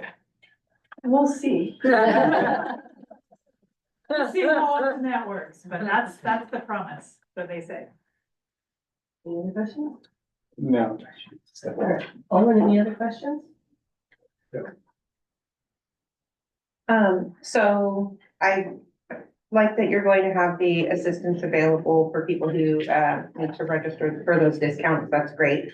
I'm a little bit concerned because when we're thinking about digital divide and I understand the reloadable smart cards. Those were my questions last time. And that's great, but I'm thinking about people who maybe have a smartphone, but they're on a limited data plan. Are they still going to be able to access that barcode on their phone, or would they be better off going with this hard smart card? And then I have one more follow-up question. That's a good point. I know all of our buses are equipped with Wi-Fi. So if folks didn't want to like use up all their data, which I totally get, some of my interns are like, I don't use all my data. And I'm like, use the Wi-Fi on the buses. That is an option we do have, and I do know some folks, actually do use their Wi-Fi on their vehicles to, access whatever needs, they may have on their social media, platforms or their smart devices. But it's really up to the individual, and I think that's why I also kind of pushed, some of the regional leaders, like, hey, we need a physical card, recognizing that we're kind of in between, we're a rural area, we're also kind of like a city area, and we know our riders, and we know that a lot of them are just not, they don't have bank accounts, they don't like smartphones, they don't use smartphones. Unfortunately, in areas like Knights Landing, the internet's not that good, Wi-Fi's not that great, so they literally have to call us in to book their rides right now with Beeline because the internet is just, it doesn't work for them. So knowing all of that information, we pushed really hard with the regional leaders who were kind of helping run this program. We're like, hey, we need something that's not tied to a cell phone or tied to a credit card. We need something that's similar to Connect Card. We get it, you guys want advanced technology, but we also have to be realistic. And we've been fortunate that we've also had some supporting partners like the Sutter, because they deal with similar issues as we do. And so that's why we were really kind of like, we need a physical alternative card that's similar to Connect Card. And so I say I leave that up to the individual writer. I mean, that if they wanted to still use their smartphone and then use their Wi-Fi so that they can access it, or they can themselves choose the physical card. I do want to kind of bear in mind too, like we're not getting rid of cash, we're not getting rid of our paper tickets, like our 2-ride tickets. Those will still exist, but we will have other passes on our smart devices and the physical cards. We're just growing with technology and the changes, right? Mhm. It's- And then, with regards to this digital wallet piece, just because, I know I saw in one of the previous items that the students ride for free. And, I am very much aware of the fact that, Woodland Joint Unified does Minga, so they don't have physical ID cards. And so students who don't appear to be teenagers have been denied rides on Yolo bus because their Minga doesn't show their picture. And so they're automatically assumed to be an adult. And so when I'm thinking about a digital wallet, I think Minga kind of falls under that digital wallet. So are there any things and any ideas in place for how that would work moving forward? Because even if we stop giving free ridership, like I know RT is considering doing that for their students, they would still qualify as a student for a discount, right? So then how would they be able to make sure that they're qualifying for that? So our program is youth ride free, so youth 18 and under.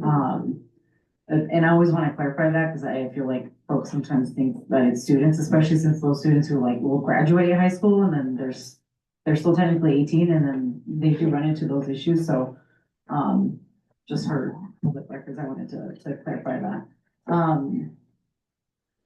Typically what we used to do when Connect Card was here, when students did have that issue, because when we first launched the Youth Ride Free program, a lot of them were coming in with those concerns and saying, hey, our schools don't give us student IDs, which in my generation, that kind of caught me off guard because we always had student IDs. So what we tried to do was we would get them like a Youth Connect card. And it had their picture on it, and then it said that this card expired on X year. And so that kind of helped cut back on a lot of that stuff. But then COVID happened and then, things kind of fizzled out. And as far as what we can do to kind of decrease that, I mean, really a lot of it is driver education too, and understanding that if they're showing you a valid pass, it's your job to take the fare and then continue the service. It's something that we're trying to work with our new contractor doing and educating a lot of our drivers, okay, these are the rules. Unfortunately, that physical card won't have their picture on it. But they can be registered. And so when they tap it, they'll say that they're a youth. And then at that point, there shouldn't be any negotiating on the riders or the drivers' behalf. Because it's already assumed that they have a valid pass because when they come here and register for it, that whole process has been vetted. Thank you. And the Martin, any comments or questions? Yeah. I did note that you were having some more complicated questions around Beeline paratransit. Is the rollout on that going to be sort of on a separate timeline? Yeah, so the timeline on that is kind of TBD. We originally planned to launch them all together, but due to some of the technicalities of how the tap to pay devices actually work and our fare structure, they don't currently have. We can go to there's weeds that I can go to, but You're just essentially going to move them to a separate track. we're gonna move it onto a separate track, and the hope is that along with our SRTP, we're hoping to hopefully simplify some of our fare structure that is complex now, and an added benefit of simplifying our fare structure will be that it will make implementation of tap to pay on Beeline, and then also hopefully on paratransit, much simpler and hopefully we'll, speed that up. Great, thank you. Anybody have any additional? Thank you, that was awesome. Yeah, good luck. Thank you. And that takes us to the agenda. And we've got the business director's report. Yeah, so, thanks, Madam Chair. I just want to say again, this is such great conversations tonight, great discussions. Thank you so much for, all the really thoughtful feedback. I do want to note that we are in the midst of a major transition here at YoloBus. Starting this Saturday, August 1st, MV Transportation will take over operation of all YoloBus services from our prior contractor Transdev, which has been with us for over 20 years.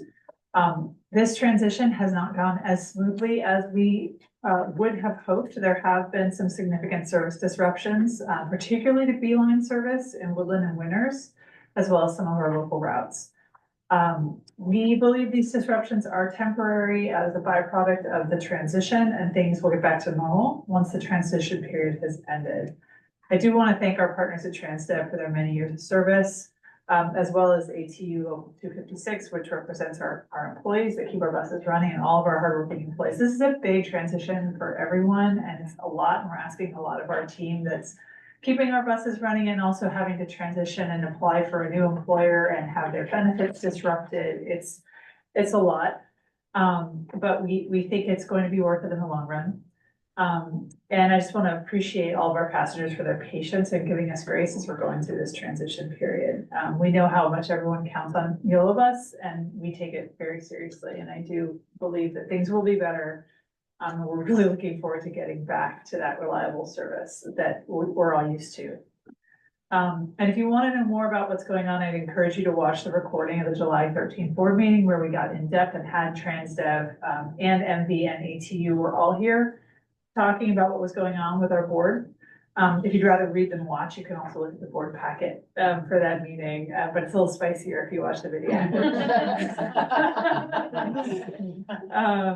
A couple of things to note is that our budget work plan for the fiscal year that started July 1 was approved by the board earlier this month. Yay! We appreciate all the feedback that you all gave us and input at your last CAC meeting, and encourage you to check out the final document.